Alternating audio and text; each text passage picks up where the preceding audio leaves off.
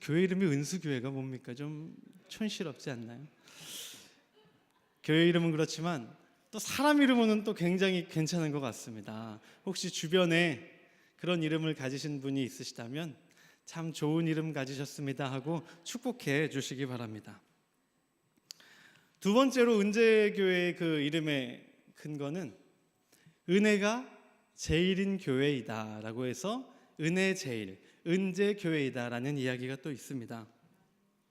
이 땅의 수많은 교회 가운데 하나님께서 부어주시는 은혜가 가장 많은 교회, 또 이 땅의 많은 것들 가운데 은혜를 가장 뜨겁게 구하는 교회가 바로 은재교회이다라는 것이죠.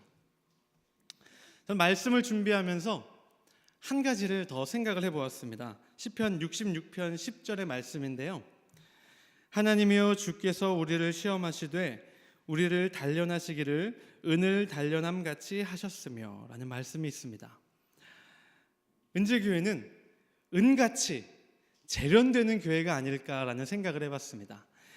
사람에게는 단련이라는 말을 쓰지만 은과 같은 이런 광석에는 재련이라는 표현이 더 정확한 말입니다.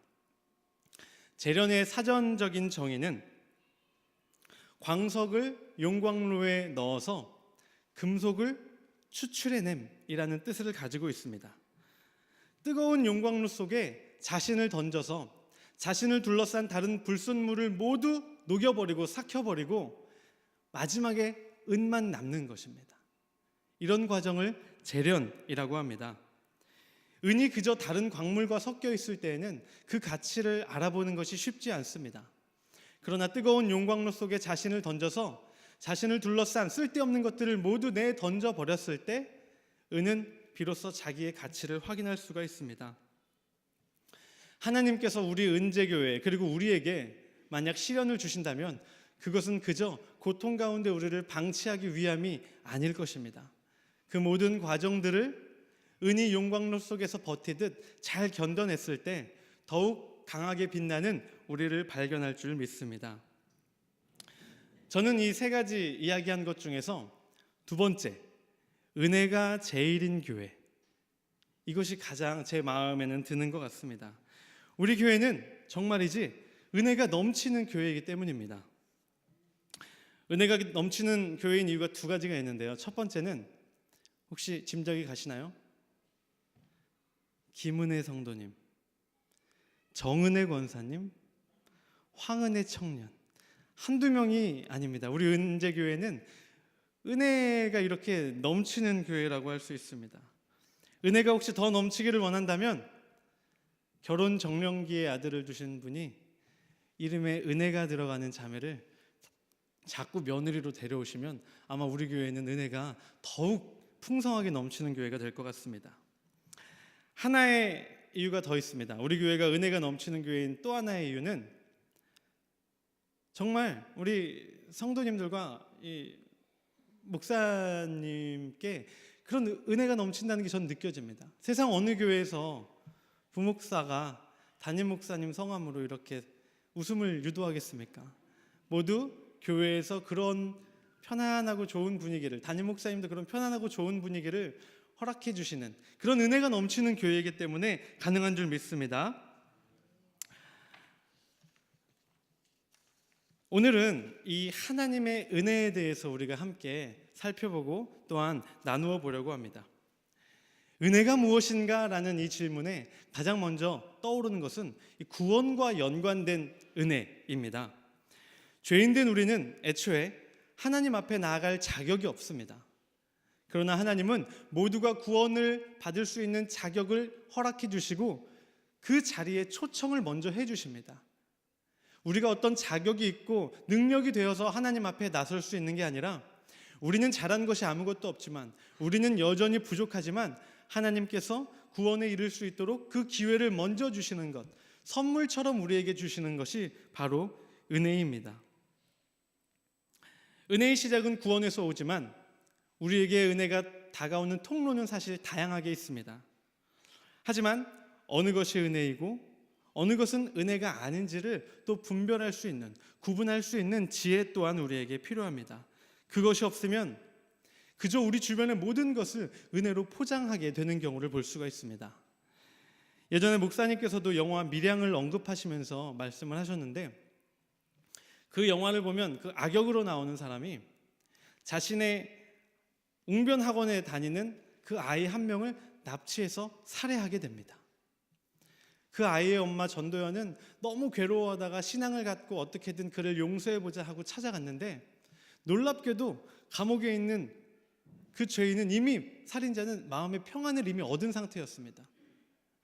자신이 개인적으로 하나님께 기도하고 기도 후에 자신은 하나님의 은혜로 이미 용서받았다라는 겁니다.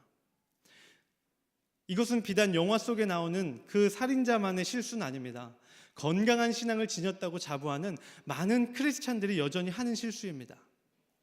예수님께서도 마태복음 5장 23절, 24절에서 분명하게 말씀을 하십니다. 사람에게 잘못을 하고 죄를 지었다면 하나님 앞에 예배하기 전에 먼저 그 사람에게 찾아가서 그 사람에게 용서를 구하고 그 사람과 화목하게 된 이후에 하나님 앞에 나아가라 라고 예수님도 말씀을 하시죠.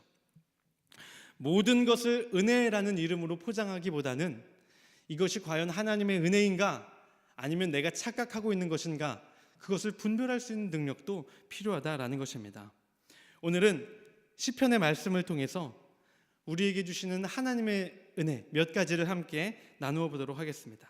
첫 번째, 하나님이 주시는 은혜는 우리의 기도를 들어주심이 바로 은혜입니다. 우리 함께 좌우에 앉아 계신 성도분들께 이렇게 고백하겠습니다. 기도를 들어주심이 은혜입니다.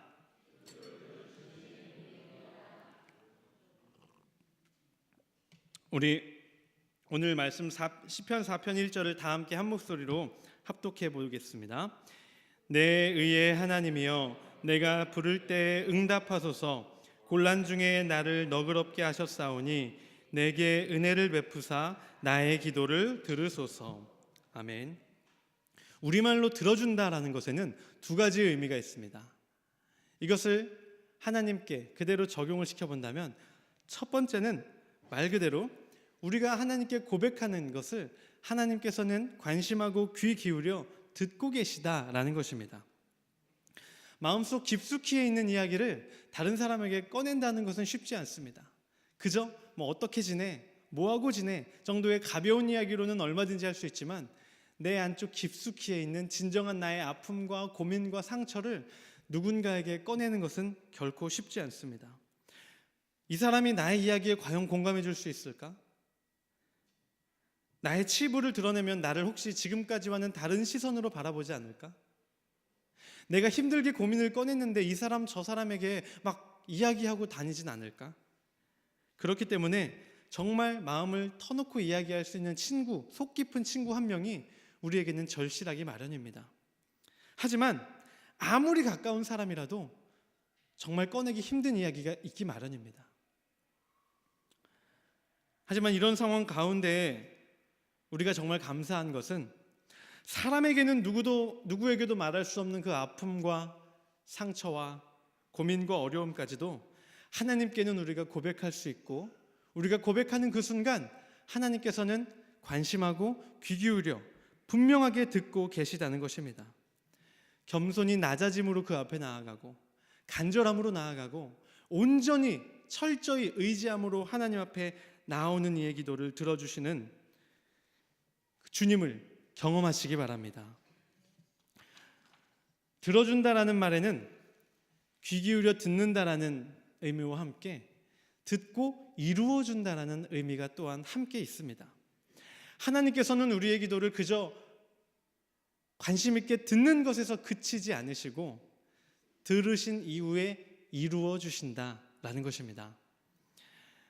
애초에 기도는 나의 방법이 아닙니다. 내가 하나님께 기도한다는 것은 나의 방법을 내려놓고 하나님의 방법으로 내가 나아가겠다라는 것을 의미합니다. 때문에 하나님께서 그 기도를 들으시고 응답하여 주실 땐 역시 나의 방법이 아니라 하나님의 방법으로 응답해 주십니다. 내가 원하는 답이 아닐지라도, 내가 원하는 때가 아닐지라도 우리의 기도에 관심하고 계신 하나님은 하나님의 방법대로 하나님의 때에 우리에게 분명히 그 답을 주시는 분이심을 믿으시기 바랍니다. 두 번째로는 하나님께서 우리를 보호하심이 은혜입니다. 우리 함께 이렇게 좌우에 고백하시겠습니다. 보호하심이 은혜입니다. 우리 시편 5편 12절을 우리 함께 합독하도록 하겠습니다. 시작. 여호와여, 주는 의인에게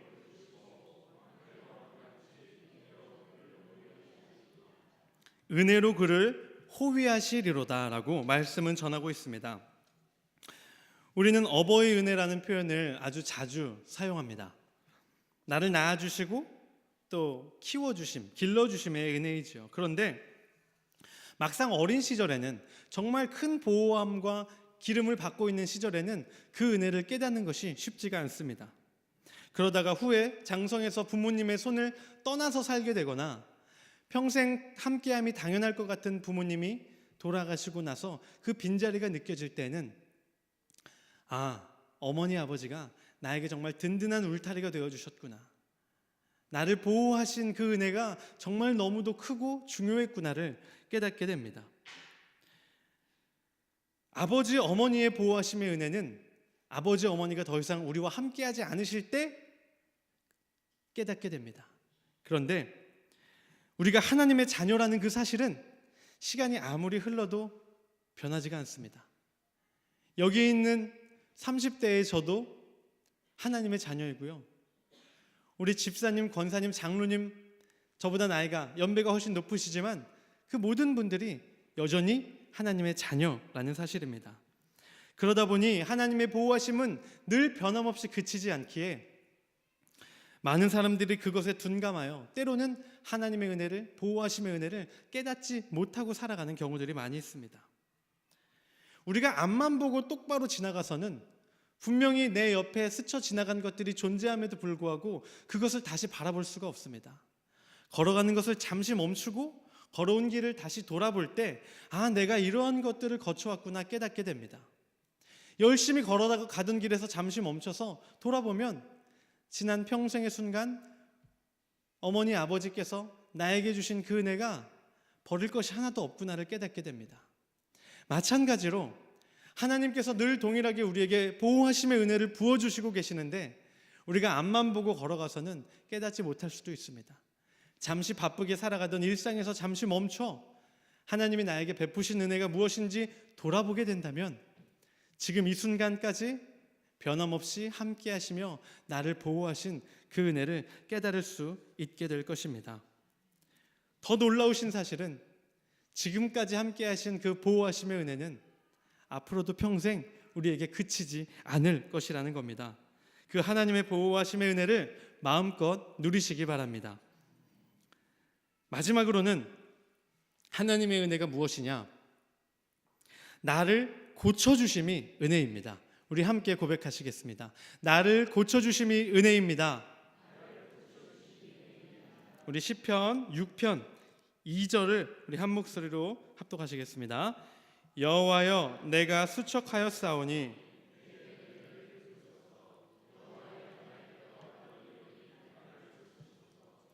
내게 은혜를 베푸소서, 나를 고치소서.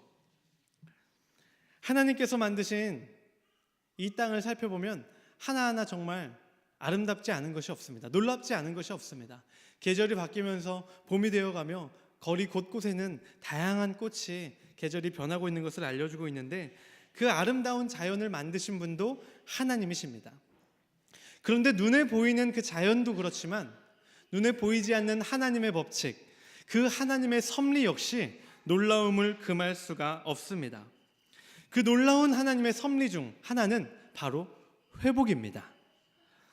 우리의 몸은 어느 정도의 상처쯤은 우리가 관심하지 않고 신경 쓰지 않아도 자연스레 낫게 됩니다. 오늘 토스트 전도를 마치고 보니까 왼손 이 손가락 여기에 하나, 오른손 등에 여기에 하나, 작은 상처가 하나씩 생겼더라고요. 근데 저는 이런 작은 상처는 전혀 신경 쓰지 않습니다. 아마 제가 전혀 의식하고 있지 않아도 며칠 후면 자연스럽게 나아서 딱쟁이가 살짝 앉았다가 떨어지면서 언제 다쳤냐는 듯 아마 자연스럽게 회복될 것입니다. 큰 상처와 부상도 마찬가지입니다. 초등학교 3학년 때 여름 성경학교가 끝나고 차에서 내려서 길을 지나가다가 트럭에 교통사고가 난 적이 있습니다. 떼굴떼굴 몇 바퀴를 굴렀는데 그때 바로 응급실로 실려갔습니다. 여기저기 막 성한 데가 없었지만 어느새 저는 그 모든 상처들, 분명 시간은 걸렸지만 그 모든 상처에서 이렇게 나아서 회복되어 아무렇지도 않게 이 자리에 서 있는 것을 볼 수가 있습니다. 몸의 상처뿐 아니라 마음의 상처도 마찬가지입니다. 내가 과연 이 아픔에서 쉽게 벗어날 수 있을까라고 생각하는 문제들이 누구에게나 있습니다. 며칠간 침대에서 울다 잠든 적도 저에게도 역시 있습니다. 그러나 시간의 흐름에 따라 우리는 그것을 잊기도 하고 또 아무렇지도 않게 견뎌내고 결국은 회복되고는 합니다. 우리의 몸의 상처뿐 아니라 시간의 흐름에 따라 하나님의 섭리에 따라 회복의 섭리에 따라 우리의 마음 역시 회복되는 것입니다. 예수님 역시 이 고쳐주심의 은혜라는 하나님의 섭리에 집중하셨습니다. 예수님이 보이신 기적 중에 절대 다수를 차지하는 기적은 다른 사람의 몸과 상한 마음을 고쳐주시고 위로하시고 회복시켜 주시는 사역이었습니다. 다친 그곳에서 그때 주저앉아 절망하고 넘어져 있지 않도록 마음의 아픔과 상처를 견디지 못하고 무너져 버리는 일이 없도록 하나님은 우리에게 은혜를 주셨는데 그 은혜는 바로 고쳐주심의 은혜입니다. 어렸을 때부터 밖을 뛰어노는 것을 좋아하고 커서는 운동을 좋아해서 피를 보면서 다친 적이 저는 수백 번이 넘지만 아마 저 못지않게 많은 분들이 많은 육체적인 상처와 마음의 상처를 분명히 겪으셨겠지만 하나님의 고쳐주심의 은혜는 우리를 지금 이 자리에까지 이르게 하셨습니다. 제가 그리고 모든 성도님들이 이렇게 건강한 몸과 마음으로 이 자리에 있는 그것이 하나님의 은혜인 줄 믿습니다. 받은 은혜가 무엇인지 깨닫는 것도 중요하고 받은 은혜를 기억하며 놓치지 않는 것, 붙들고 있는 것도 중요하며 또한 우리가 받은 것이 하나님께로부터 온 하나님의 은혜인지 아닌지 분별할 수 있는 그 지혜도 굉장히 중요합니다. 이 시간 세 가지 하나님의 은혜를 기억하시기 바랍니다. 또 제가 세 가지를 은혜라고 해서 또 김은혜 성도님, 정은혜 권사님, 황은혜 청년을 기억하시는 것이 아니라 나의 기도를 들어주시는 그 하나님의 은혜, 나를 보호하시는 하나님의 은혜, 나를 고쳐주시는 하나님의 은혜, 그 그치지 않는 은혜를 마음껏 경험하고 또 누리시는 성도님들이 되시기를 기도합니다. 우리 이 시간 은혜로다 함께 찬양하시겠습니다.